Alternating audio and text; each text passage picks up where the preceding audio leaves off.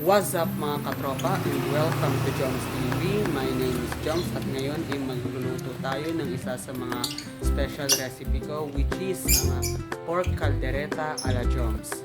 So, huwag na natin itong patagalin pa at simulan na natin ang luto serye featuring Pork Caldereta ala Jomzz.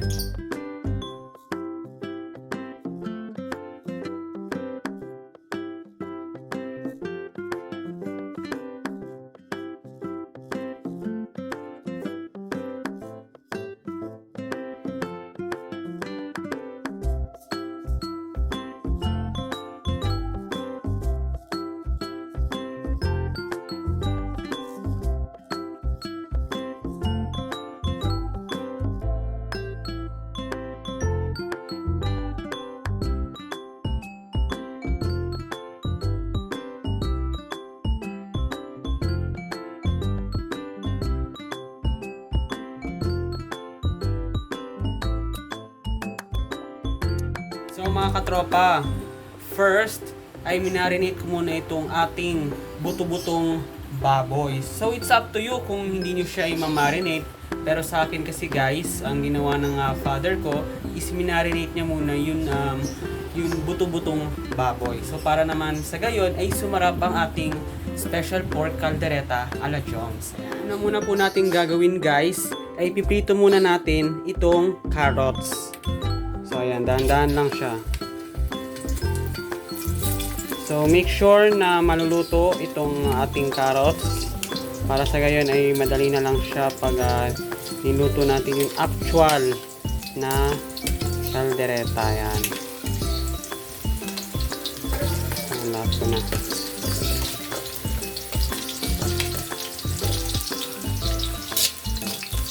Guys, so ngayon luto na ang ating carrots. Ay i-set aside natin ito. Ayan. Then isusunod natin guys yung patatas. Ayan. Next ay yung ating patatas. Ayan. Ngayon naluto na natin ang ating patatas. I-set aside natin ito. Ayan.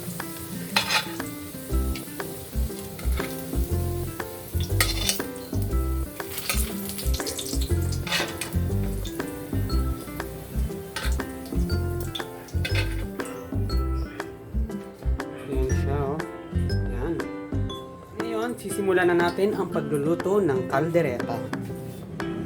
So, igisa natin yung bawang until it slightly golden brown. Sunod po ang ating sibuyas.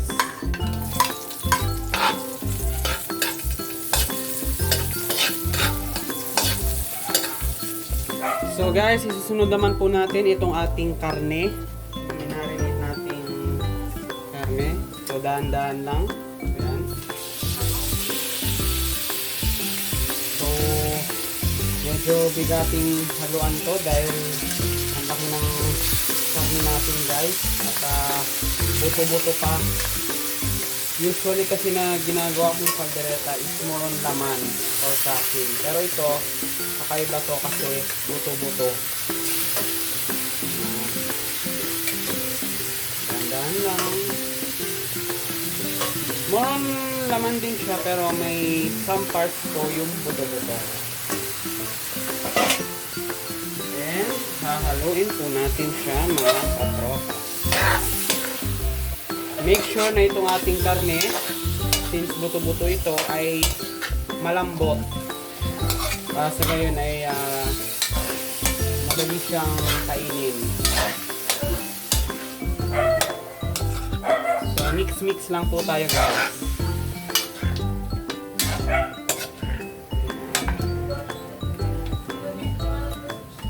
Ngayon guys na okay na yung ating karne, ay ilalagay naman natin itong ating tomato sauce.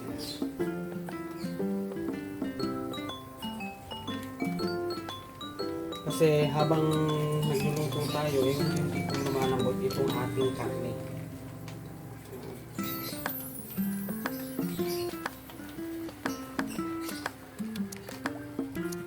Mix lang natin to guys. Ayan, dahan-dahan.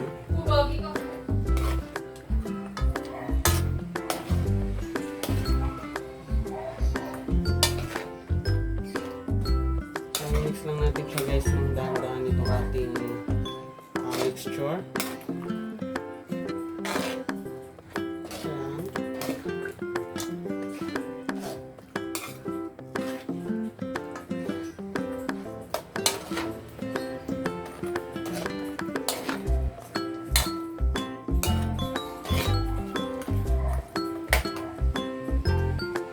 Nalagyan po natin guys ng tubig.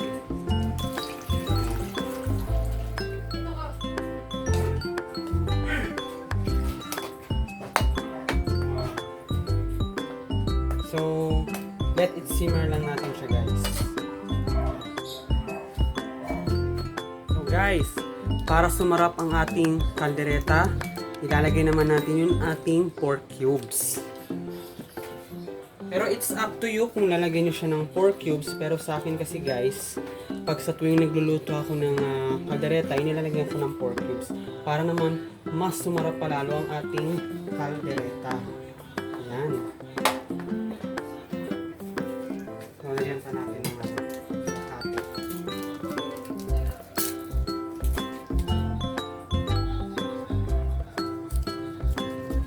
Ayan. And pakukulaan lang natin to guys sa mahinang apoy. Hindi na masyado mahina. Tama lang. Ayan. Guys, ihalo natin yung ating mixture. Ayan.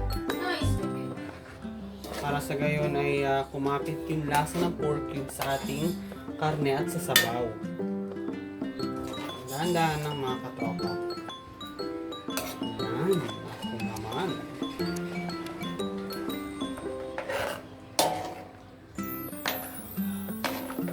Uy, tama yan.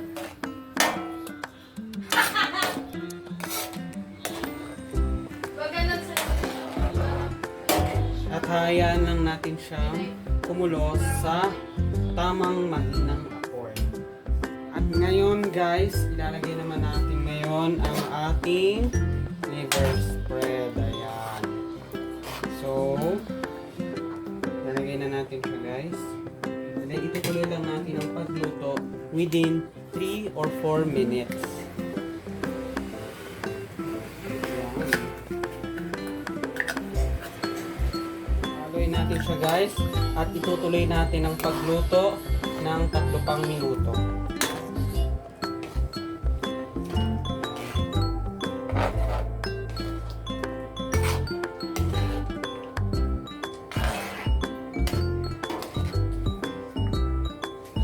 Ilalagay naman natin ang ating potato and carrots. Ayan. Oh. Haluin lang natin. Mix. Kasi hayaan lang natin siya guys na maluto within 7 to 8 minutes. Ayan.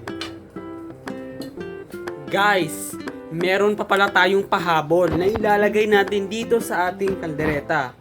Walang iba, kundi ay pickles. Ayan, so ilagay na natin ang ating pickles. Ayan. Then tuloy lang natin guys yung paghahalo. Susunod naman natin yung ating green and bell pepper. Green and red bell pepper pala rather. Mix. Then, hayaan lang natin siya maluto guys para maluto yung ating karne. Pero make sure na hindi matutuyo yung ating sarsa.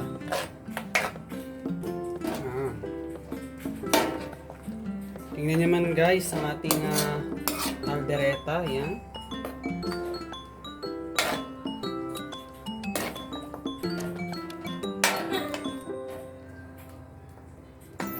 At tatakpan lang natin ito.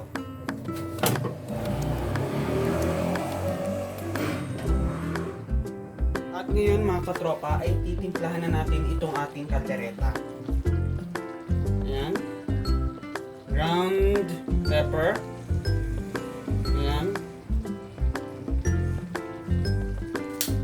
At sisingit din natin itong ating asukal. Para sa gayon ay manamis naman ang ating pork caldereta. At konting asin to balance the taste. At hahaluin lang natin ito guys ng mabuti.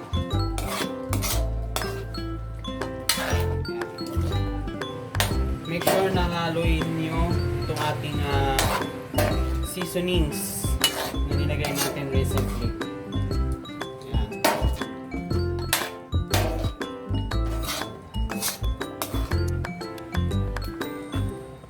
Okay na ata ito.